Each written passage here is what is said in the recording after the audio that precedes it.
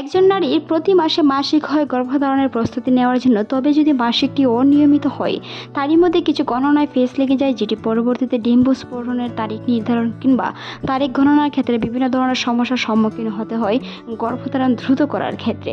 তবে অনিয়মিত পিরিয়ডের কারণে ডিম্বস্ফোরণ কখন হবে তা বলা খুবই কঠিন, কারণ স্বাভাবিক মাসিক চক্রের মাঝখানে ডিম্বাণু নিঃসরিত হয়, যা নিয়মিত পিরিয়ডের ক্ষেত্রে প্রায়শই ঘটে না। বিভিন্ন সময় হরমোনের পরিবর্তনের কারণে অনিয়মিত মাসিক হতে পারে, বিভিন্ন কারণে পলিটিস্টিক কিংবা ওভারিয়াল সিনড্রোম এর কারণেও হতে পারে, থাইরয়েডের সমস্যা বা অন্যান্য হরমোনের সমস্যার কারণেও অনিয়মিত মাসিকটি হতে পারে। তবে ডিম্বস্ফোরণের লক্ষণগুলো হলো ঝুনিপতি স্নাম্বার পরিবর্তন কিংবা শরীরের তাপমাত্রা সামান্য বৃদ্ধি পাওয়া।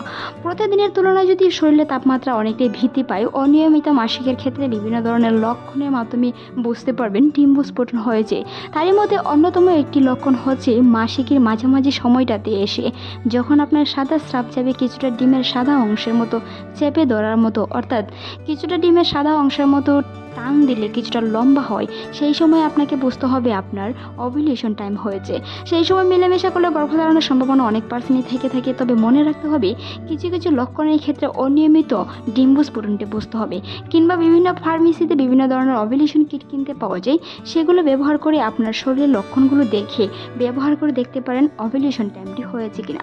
তবে যদি আপনি অনিয়মিত মাসিক হয়ে থাকে তবে ওভুলেশনের টাইমটি বিভিন্ন লক্ষণের মাধ্যমে দিয়ে গণনা করতে পারেন। পরবর্তী মাসিক যে হয় তারপরে সেই তারিখ অনুযায়ী ডিম্বস্ফোরণ হতে পারে।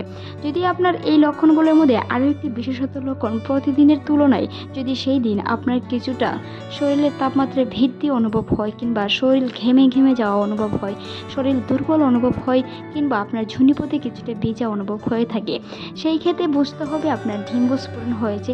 তখন মেলামেশা করলে ডিম্বস্ফোরণের সময় অনেক নারীর এই মেলামেশার ক্ষেত্রে কিন্তু সন্তান ধারণের সম্ভাবনাটাই বেশি থাকে। অনিয়মিত মাসিক চক্র ও ডিম্বস্ফোরণ সাধারণ চক্রের মাধ্যমে যাদের মাসিক চক্র 28 দিনের, তারা সাধারণত 14তম দিনে ডিম্বস্ফোরণ অনুভব করেন। অনিয়মিত মাসিকের ক্ষেত্রে যাদের মাসিক অনিয়মিত, তাদের ক্ষেত্রে মাসিক চক্র 21 দিনের কম বা 35 দিনের বেশি হতে পারে, যার ফলে ডিম্বস্ফোরণের সময়ও অনিয়মিত হতে পারে। তাই আপনার মাসিক চক্রটি যদি 28 দিনের হয়ে থাকে তাহলে 14তম দিন থেকে 18তম দিন বা 16তম দিনের ভিতরে ডিম্বস্ফোরণ হয়ে থাকে। আর যদি অনিয়মিত মাসিক হয়ে থাকে সেই ক্ষেত্রে আপনাকে বিভিন্ন শরীরের লক্ষণের মাধ্যমে বুঝতে হবে ডিম্বস্ফোরণ হচ্ছে কিনা। কারণ অনিয়মিত মাসিক চক্রের কারণগুলোর মধ্যে রয়েছে PCOS, থাইরয়েড রোগ বা অতিরিক্ত ব্যায়াম। ডিম্বস্ফোরণের লক্ষণ ঝুনিপথে স্নাম্বা বৃদ্ধি পাওয়া, সাদা স্রাব বৃদ্ধি পাওয়া, শারীরিক তাপমাত্রা সামান্য বৃদ্ধি পাওয়া। তবে কখন আপনাকে ডক্টর অবশ্যই দেখাতে হবে। যদি আপনি গর্ভবতী হতে চান এবং আপনার মাসিক অনিয়মিত হয় তবে একজন ডক্টর বা স্ত্রীরোগ বিশেষজ্ঞের সাথে অবশ্যই পরামর্শ করতে হবে। কি জানতে চান ওভুলেশনটা আসলে নিয়মিত মাসিকের ক্ষেত্রে কেরম হয়ে থাকে? ওভুলেশন সাধারণত মাসিক চক্রের মাঝামাঝি সময়ে হয়ে থাকে। যাদের 28 দিনের মধ্যে থাকে তাদের 14 থেকে 16তম দিনের মধ্যে ডিম্বস্ফোরণ হয়। তবে কিছু কিছু নারীর ক্ষেত্রে বিভিন্ন নারীদের ক্ষেত্রে বিভিন্নভাবে ডিম্বস্ফোরণটা হতে পারে। তবে বেশিরভাগ ক্ষেত্রে 13তম দিন থেকে 18তম দিনের ভিতরে ডিম্বস্ফোরণটা হয়ে থাকে যদি মাসিক নিয়মিত থেকে থাকে। কখন ওভুলেশন হয়? মাসিকের মাঝামাঝি সময়টাতে ওভুলেশন হয়ে থাকে, অর্থাৎ যখন আপনার 1 তারিখ মাসিক হয়েছে সেই তারিখ থেকে ধরে 14তম দিন থেকে 18তম দিন পর্যন্ত আপনি যেই তারিখে মাসিক হয়ে থাকেন সেই তারিখ থেকে হাতে গোনে 14তম দিন থেকে 18তম দিনের ভিতরে ডিম্বস্ফোরণ হয়ে থাকে যাদের রেগুলার মাসিকে কোনো ধরনের সমস্যা নেই। তবে মনে রাখতে হবে ডিম্বস্ফোরণ সবারই হয়। যদি অনিয়মিত মাসিক হয়ে থাকে তবে বিভিন্ন ধরনের কারণে কিন্তু ডিম্বস্ফোরণে বাধা হতে পারে, ডিম্বাণু আটকে যেতে পারে, বিভিন্ন ধরনের সমস্যা হতে পারে। তাই যদি মাসিকটি অনিয়মিত থেকে থাকে অবশ্যই চিকিৎসকের পরামর্শ নিতে হবে।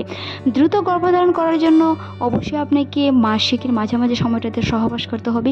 সহবাসের পর ফ্রেশ হতে যাবেন না, অন্ততপক্ষে 20 মিনিট পর ফ্রেশ হতে চলে যান। মনে রাখতে হবে সাথে সাথে ফ্রেশ হওয়ার কারণে শুক্রাণু বেরিয়ে যেতে পারে, যেটি আপনার গর্ভধারণে বাধা দিবে। তাই দ্রুত গর্ভধারণ করতে চাইলে অবশ্যই সহবাসের পরে সেই নিয়মগুলো মেনে চলতে হবে।